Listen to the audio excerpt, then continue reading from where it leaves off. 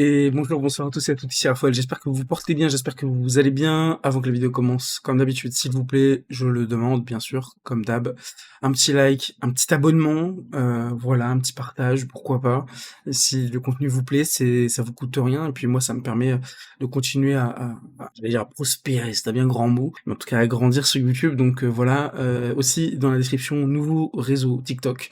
Voilà, donc je vais me lancer dedans, un petit peu d'indulgence, je débute dessus, alors je vais essayer de faire au mieux. Mais voilà, nouveau réseau avec Twitter, TikTok et bientôt normalement aussi je ferai un Insta, comme ça on aura des réseaux propres. Voilà, donc aujourd'hui nouveau débrief de ce 4-0, donc 7-1 en tout.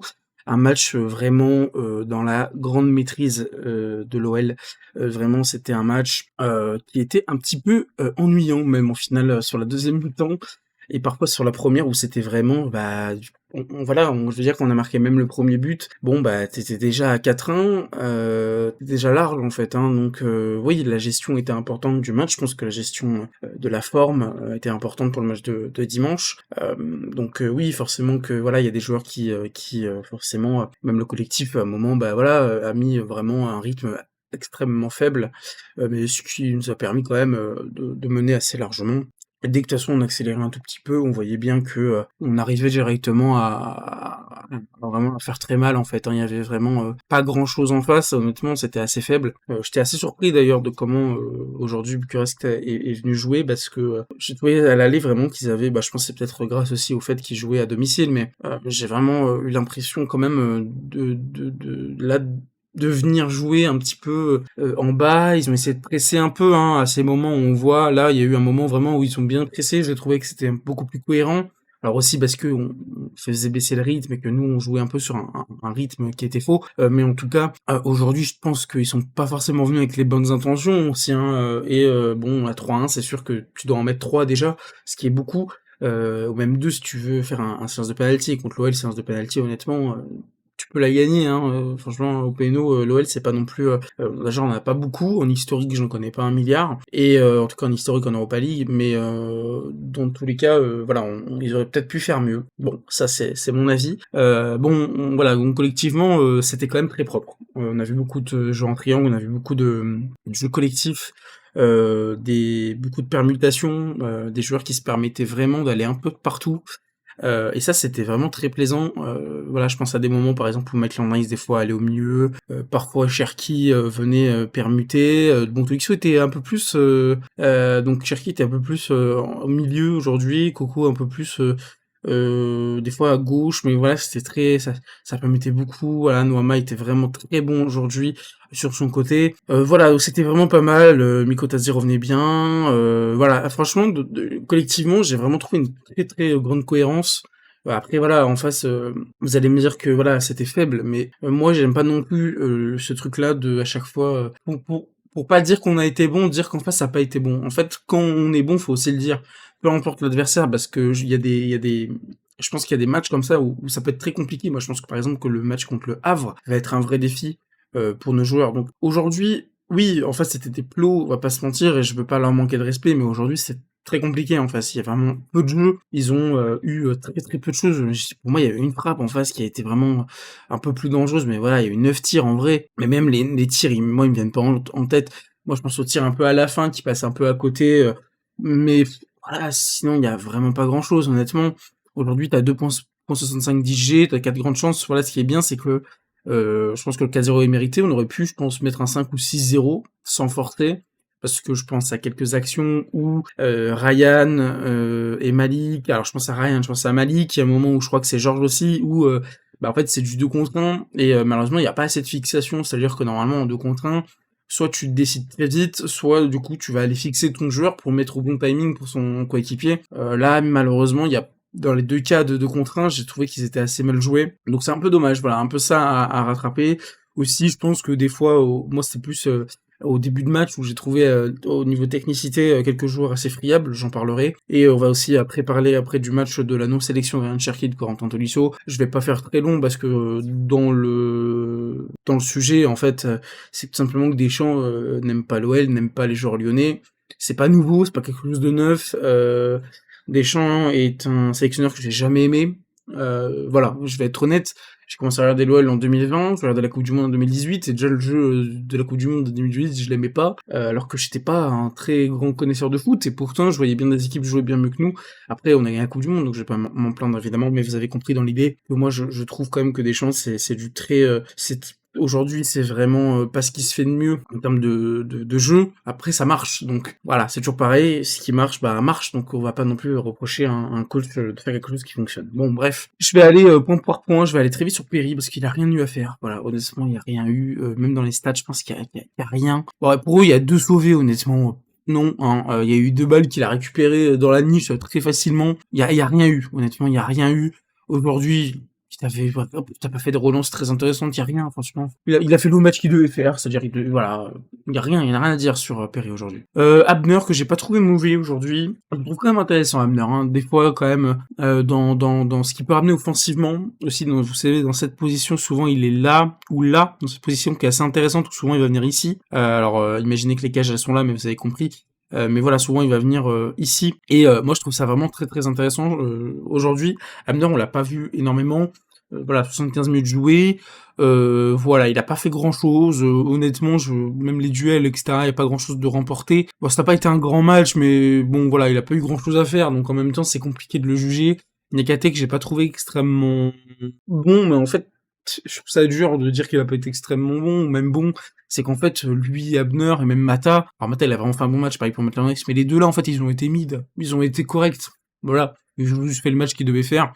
J'ai pas trouvé exceptionnel. Alors oui, les duels, les deux, c'est un peu bof. Mais dans l'ensemble, il y a pas grand chose à sortir. Parce que de toute façon, Nyakate aujourd'hui, c'est pas le joueur qui va forcément te faire 1 milliard de différence. On n'aura pas les mêmes demandes, lui et Mata. Mata, là où je peux trouver que ça sera beaucoup plus simple pour lui de faire des sorties de balles et même des petits dribbles pour pouvoir casser des lignes, etc. Enfin, pour casser, par exemple, le pressing adverse. On l'a vu un moment, je crois que c'est lui qui, je sais plus si c'est lui ou Maitland, je crois que c'est lui qui fait un petit dribble pour passer un joueur et pour ensuite aller casser une ligne, je crois, ou en tout cas pour faire une passe. Là, Nyakate, lui, c'est un petit peu moins, lui, il le fera beaucoup moins, donc forcément, c'est compliqué aujourd'hui pour moi en fait, ils ont fait un match correct, voilà, y a rien de plus à dire. Mata, aujourd'hui, j'ai vraiment trouvé bon, pour le coup, vraiment gros joueur. On se rend compte quand même du joueur que c'est, de la bouteille qu'il a, et ce qu'il apporte sur le terrain. Moi, je pense que c'est quand même incroyable. Pour moi, c'est un Matic en défense, quoi. Hein, c'est vraiment quelqu'un qui, je pense, quand t'es à côté, t'as confiance, et je pense que t'es vraiment content quand il est à côté. Tu es bien quand il est à côté, tu es confiant, quand t'es son coéquipier, je pense vraiment que t'es content d'avoir un mec comme lui. Franchement, franchement, je suis très content de l'avoir à l'OL, honnêtement. Maitland, ce que j'ai trouvé super aujourd'hui, j'ai vraiment trouvé un très bon match de Maitland. Je pense que voilà, il a fait beaucoup de passes en profondeur, ce que je voulais en venir, beaucoup de passes en avant, beaucoup de choses intéressantes, il avançait vraiment haut sur le terrain. On voit vraiment ici sa hitmap. Par exemple, si on va comparer à Abner, voilà, Abner, comme je vous disais, ici un petit peu moins vu, mais aujourd'hui vraiment, moi j'ai trouvé Maitland très intéressant sur son côté. Des fois il revenait ici, voilà, des fois il était à l'intérieur du jeu et je trouvais vraiment intéressant. Il revient à un bon niveau, Maitland-Niles, et c'est parce qu'il a une bonne concurrence, et ça faut le dire, parce que Kumbedji a vraiment été bon, donc il revient bien parce qu'il a une bonne concurrence. Ça, je pense qu'on le dit trop peu dans le foot, mais quand t'as une bonne concurrence en général, toi, tu peux que être meilleur. Donc aujourd'hui, c'est bien. Tessman, honnêtement, Tessman, j'ai pas trouvé superbe. En début de match, beaucoup d'erreurs techniques, je trouve beaucoup de pertes de balles assez bêtes. Et des fois très à la limite. Ce que je reproche souvent à Tessman, c'est d'être souvent à la limite, en fait, des passes qui sont trop justes, qui sont pile poil ce qu'il faut, mais tu sens quand même que si avec nous, t'as pas un Tolisso, parfois, qui vient récupérer ses déchets, parfois, t'as pas des joueurs qui viennent faire les efforts, on pourrait perdre des ballons assez bêtes. Aujourd'hui, j'ai pas trouvé un grand match de Tessman, un match correct. Voilà, je vais pas le casser. Aujourd'hui, Veretout qui a une bonne map statistique, enfin une bonne note statistique, pardon. Et je vais être honnête, comme je disais sur Twitter, je n'ai pas vu le match de Veretout. Et c'est même pas sans être méchant, c'est que je ne m'y suis pas attardé. Et c'est de base, je devrais le faire, parce que je vous fais des débriefs, donc c'est important. Et à un moment, j'ai vraiment voulu. Et en fait, j'ai l'impression qu'il a été juste dans la globalité. Le peu que je l'ai vu, donc je me suis focus sur lui 5-10 minutes. Il a été juste, un peu, des fois à la limite aussi, je trouve. Mais il a été juste, même là, quand on voit, bah voilà, il y a eu 6 passes en profondeur réussies sur 7. Voilà, on a des duels réussis, on a que 7 pertes de balles, ce qui est peu, hein, vraiment. Je l'ai trouvé juste, voilà. Veretout, le truc, c'est que je le trouve, même quand il est bon, bah, forcément, on va pas le voir énormément. Donc, aujourd'hui, bah, pareil, hein, voilà, il est juste meilleur que Tessman, je pense, dans la justesse. Coco, que je lui trouve en taille patron. Je le dis honnêtement, Coco, première mi-temps, c'est très propre. Alors, il sortait assez vite, donc peut-être pour ça aussi qu'il a une note extrêmement belle. Mais bon, vous connaissez les notes et les statistiques. Hein, je me sers des statistiques pour argumenter ce que je dis, pour aussi même des fois me mettre en contradiction, parce que comme je n'ai pas d'interlocuteur, ça peut me permettre des fois de me mettre aussi en contradiction, ou même parfois, moi, que je mette en contradiction les statistiques, parce que les statistiques, honnêtement, dans le foot, ça peut être bien comme ça peut être pas bien. Donc aujourd'hui, je m'en sers, mais voilà, ça veut pas tout dire. Donc voilà, aujourd'hui, par exemple, voilà, moi au duel au sol, vous voyez, quand je vois qu'il a pas rapporté beaucoup de duels au sol, je suis assez étonné. Mais honnêtement, non, je le trouvais très cohérent, il est très solide, en fait. Je trouve que quand même, c'est un mec qui va être au bon endroit au bon moment, qui va souvent te mettre des passes très justes. En fait, c'est très propre, c'est très propre, c'est très... Là, tu vois que le mec, quand même, c'était dur de lui reprocher des trucs au milieu cette année, quoi. Dans le timing, c'est bon, dans le placement, c'est bon, dans la justesse, c'est bon, dans la finition, il est là quand il faut. C'est compliqué, hein, cette année, de vraiment lui reprocher des trucs, donc ouais, bravo à lui. Et Ryan, bon, que dire de Ryan aujourd'hui, que j'ai trouvé très très bon, bravo à lui. Et juste, alors, voilà, aujourd'hui, je pense qu'il n'y a pas des grilles qui servent à rien, il n'y a pas des... Voilà, bon, vous savez que, voilà, Ryan, des fois, ce qui peut être un petit peu, tu souffles un peu, c'est quand il avance et qu'il te fait tes petits passements de jambes, là, tu sais, alors ça sert à rien.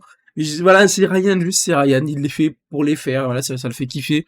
Moi, le temps qu'il perd pas la balle et qu'il perd pas le nord, si je puis dire, quand il les fait, ça me va.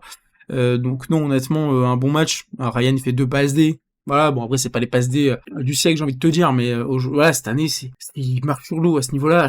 Voilà, c'est Ryan Cherki. Qu'est-ce que je te dis, c'est du Cherki voilà, c'est du Cherki dans l'œuf, donc voilà, c'est très beau. Je suis très très content pour lui, très très content pour lui. Franchement, ça me fait chaud au cœur. Je suis vraiment content qu'il ait ce niveau cette année. Ensuite, on va partir sur Noama, que j'ai trouvé un bon match. Alors, moi, le raté qu'il nous met, là, je ne sais plus où, ça doit être là, ou je sais même pas où il nous met son raté, là. Où il met son poteau qui est magnifique derrière le tir. Hein. Poteau, et là, il rate, et après, il le met. Bon, après, le duel qu'il fait pour mettre le but, enfin, le défenseur, je sais pas ce qu'il fait, honnêtement. Mais honnêtement, aujourd'hui, Noama, bravo à lui. Et en fait, il met 2 buts, but attendu 1,70, donc il est dans les clous. Je le trouve vraiment bon, voilà, dans ce jeu d'attaque, dans ce jeu de triangle. Avec Ferki, Georges, aujourd'hui, c'est très très cohérent. Et ça fait extrêmement plaisir. Je trouve même mentalement qu'il revient à un niveau qui, moi, me satisfait énormément. Parce que beaucoup de joueurs auraient pu, sur son raté, là, parce qu'en fait, son raté, et je sais plus qui l'expliquait bien, je crois que c'est à la mi-temps, il y avait une petite explication de je ne sais plus qui, mais c'est que oui, en fait, il le reprend sur son pied d'appui. En fait, elle revient vers lui, ils sont pas sur le bon pied, donc en fait, ce qui fait qu'il la tape trop vite. Alors, normalement, un joueur qui est un peu plus en confiance, ou peut-être un peu meilleur techniquement, la récupère, mais ce qui est pas simple non plus, hein. Mais voilà, du coup, ce qui fait qu'il voilà, malheureusement, ça va pas au bon endroit alors que la cage était ouverte. Mais voilà, c'est pas grave, mais après, derrière, il va mettre son but, il va mettre ses 2 buts même, donc j'ai envie de vous dire, que dire, c'est parfait, et puis Noama, voilà, je veux dire, cette dernière action avec Georges qui lui met là parfaitement le ballon, et c'était même plus compliqué à ce moment-là, je trouve, de mettre le ballon qu'à des moments de contre 1. Et ben oui, honnêtement, magnifique. Voilà, bravo à toi, Ernest. Vraiment, un grand mérite à lui. Il revient de loin. Il revient vraiment de loin, ce joueur. Donc ça me fait vraiment très plaisir aujourd'hui de dire que, enfin, j'ai l'impression qu'il s'est réveillé. Bravo à lui. Et c'est grâce aussi peut-être à Fonseca. On se rend pas compte du niveau de Noama, du niveau de Cherki, du niveau de Corentin, du niveau de Georges sous Fonseca. Même moi, surtout, je trouve, Cherki, Noama et Coco. Ces trois-là, Coco, la lettre en 10, c'était une superbe idée.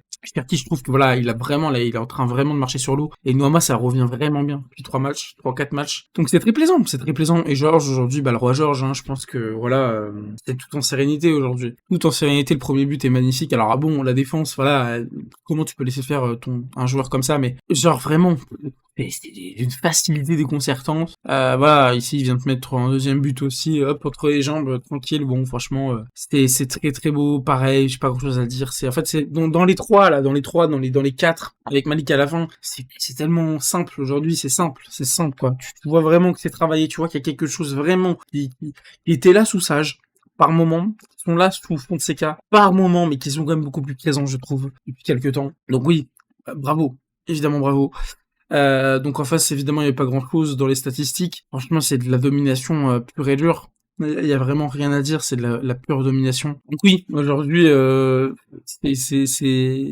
il y avait pas grand-chose en face, mais voilà, aujourd'hui, t'es quand même, t'es tranquille, quoi. T'es vraiment tranquille. Après, ouais, il y a toutes les statistiques beaucoup plus précises, mais voilà, aujourd'hui, je pense que maintenant, on va falloir passer au match suivant. Et je pense d'ailleurs que, alors j'ai pas vu le score, mais la dernière fois que j'ai vu le score, c'était de la part de United, et je pense que ça va être Manchester United qu'on va affronter. Et oui, 4-1 même, Manchester United qui tue la Real Sociedad. Bon, la Real Sociedad qui à la 60e a pris un rouge. Et là, c'est que des penalties, 3 penalties sur les 5 buts, ce qui est quand même beaucoup pour un match.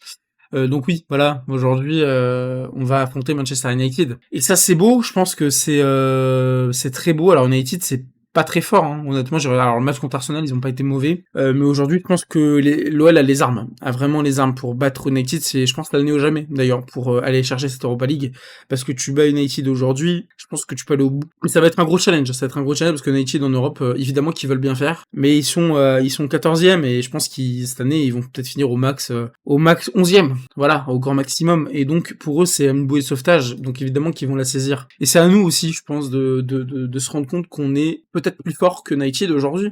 Et j'ai pas peur de le dire. Individuellement, peut-être pas. Collectivement, on a cette force, je pense. Il faut aujourd'hui que les joueurs assument ce qu'ils sont, assument nous aussi des fois nos faiblesses, hein, parce que c'est aussi comme on joue qui fait que parfois dans l'axe on perd des ballons dangereux. C'est aussi le Fonseca Ball, hein. Alors aujourd'hui, si aujourd'hui tu maîtrises mieux, t'en perds moins des ballons comme ça, mais il va falloir vraiment y aller, il va falloir y aller à fond.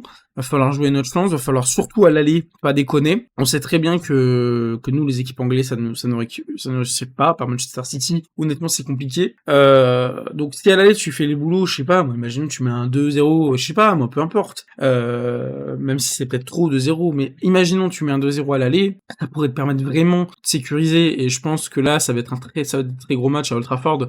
C'est magnifique, c'est très beau. Franchement, je suis très très heureux. Aujourd'hui, on est en quart, et je pense que aujourd'hui tu peux espérer, si tu bats United, honnêtement je pense que tu peux espérer d'aller en finale et de la gagner. Je vous le dis honnêtement, c'est l'année ou jamais. Je pense que c'est l'année ou jamais, on le dit souvent, mais là franchement je pense que tu peux faire quelque chose. Sinon sur la non-sélection de Cherki Tolisso, bon c'est du Didier Deschamps dans le texte, c'est-à-dire que rien de surprenant. Et en fait j'ai tout dit au début, voilà, vous savez ce que je pense de Didier Deschamps, vous savez ce que je pense de comment il est, il a sacrifié Benzema, il a sacrifié certains joueurs. Voilà, parce qu'il sait pas gérer aussi les joueurs, et c'est quelqu'un de très, je trouve, qui me fait, franchement, je trouve que c'est quelqu'un de très malhonnête, de très malhonnête quand il parle de l'OL, de très malhonnête quand il parle des joueurs de l'OL et de sa relation qu'il a envers l'OL, parce qu'il n'aime pas l'OL, il n'aime pas l'OL, et ça se voit même quand il réagit à ce que Cherki il lève les yeux au ciel. Bon frère, si ton argument c'est du fait qu'il peut pas jouer à cet endroit, etc., je trouve que ton argument est complètement baisé. Si tu regardes pas l'OL, c'est pas mon problème, mon frère, c'est ton travail. À un moment donné, c'est son travail à lui, et je trouve voilà, tu préfères prendre d'autres joueurs. Je vais même pas citer de nom, parce qu'en fait je suis pas là pour ça, mais aujourd'hui tu préfères prendre d'autres joueurs que je citerai pas. À vous de faire votre propre bilan des joueurs qu'il a pris. Quand tu vois qu'il y a Coco qui est pas là, et Cherki, c'est des anomalies. Aujourd'hui c'est des anomalies, mais c'est pas grave, parce que moi je me dis que dans un an il est plus là, c'est ça, sûrement Zizou qui reprendra la relève, et que Zizou, niveau football, je lui fais confiance. Donc voilà, il y a pas de souci avec ça. Et puis voilà, même s'il prendra peut-être pas des joueurs de Lyon, Zidane, c'est pas ça le problème, c'est pas ça que je veux dire. Qu'on même pas me tomber dessus dans 2 ans parce qu'il prend pas des joueurs de l'OL. Mais bon, vous m'avez compris, je pense. Voilà, je pense que c'est tout ce que j'avais à dire. D'ailleurs aussi sur la pelouse, bah elle a l'air beaucoup plus propre, et ça c'est très bien. C'est un peu plus en billard, donc ça fait plaisir. Elle est pas non plus magnifique, mais elle a l'air de bonne facture, donc c'est extrêmement positif. Et puis voilà, ça fait plaisir. Mais j'espère contre le Havre, on va réussir. Alors de base, je devais aller au stade cette fois-ci, parce que ça va mieux, mais malheureusement, le virage nord est suspendu pour un match, puisqu'on peut plus parler visiblement, puisqu'on est dans le pays évidemment de des droits, puis des droits de l'homme, et puis dans la liberté d'expression. Mais en fait, pas vraiment. Donc voilà, comme d'habitude, ça me fait bien rire, ça me fait doucement rire. Voilà, et en plus que le ministère visiblement mette pas trop ses affaires là-dedans, et que au final, bon, c'est aussi de la politique. Hein. Je vais pas forcément rentrer dans les détails ni dans le pourquoi du comment, parce qu'il y a forcément du pourquoi du comment, et j'ai quelques idées sur le pourquoi du comment aussi. Le ministère met pas trop ses affaires là-dedans. Voilà, on sait très bien que le Qatar et que la France aussi ont des points évidemment importants économiques. Aujourd'hui, je vais pas aller en précision, vous pourrez aller vous renseigner comme je l'ai fait, mais aujourd'hui, je pense qu'il y a plusieurs choses, plusieurs facteurs extérieurs aussi qui font que je pense que sur certaines choses, c'est compliqué de bouger la ligue, donc j'espère que me tromper. Mais en tout cas, voilà tout ce que j'avais à dire. Je pense que j'ai fait un débrief assez long sur tout ce qui s'est passé. Il y avait pas grand chose de plus à dire, et puis moi je vous retrouve pour le Havre dimanche. Voilà, si j'en ai l'envie comme d'habitude, mais voilà, n'hésitez pas donc à aller vous abonner sur TikTok, Twitter évidemment. Toutes les infos sont à retrouver là-bas. Bon, il n'y a pas grand chose, honnêtement, je suis pas quelqu'un qui tweet énormément, mais voilà, je me diversifie, et puis je vais vous souhaiter une très très belle soirée, et puis dormez bien, ou faites une bonne journée en tout cas avec ce qu'on a vu de l'OL. On va passer une bonne fin de semaine avant le Havre. Voilà, en tout cas, merci à tous de m'avoir regardé. C'était Raphaël. Ciao tout le monde.